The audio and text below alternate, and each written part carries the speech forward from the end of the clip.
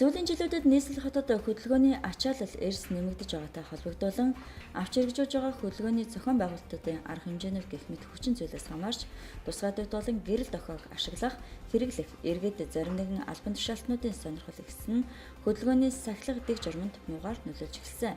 Ийм учраас замбраагүй хэрэглэх хязгаарлах, сахилга дэг журмыг тогтоох чиглэлээр Монгол Улсын ерөнхий сайд үүрэг болгож Монгол Улсын засгийн газраас чиглэл өгсөний дагуу зохион байгуулалтын үйл ажиллагаануудыг авч хэрэгжүүлж байгаа юм а. Ашиглаж байгаа тээврийн хэрэгсэл маань гадна талын гэрэлтүүлэх хэрэгсэл гэж байдаг тийм ээ. Одоо гэрэлтүүлэх хэрэгсэл маань өөрөө цагаан өнгөтэй. Тэгтэл одоо энэ ашиглагдж байгаа одоо гадуур яваад байгаа шүү дээ. Одоо тууцан гэрэл гэж ярьдаг. Манай жолооч нар одоо зөвшөөрлгүйгээр хэрэглэдэг. Энэ маань өөрөө гадна талын харагдах орчноосоо болоод одоо өнгөний ялгарл гаргаж явах хэрэгтэй.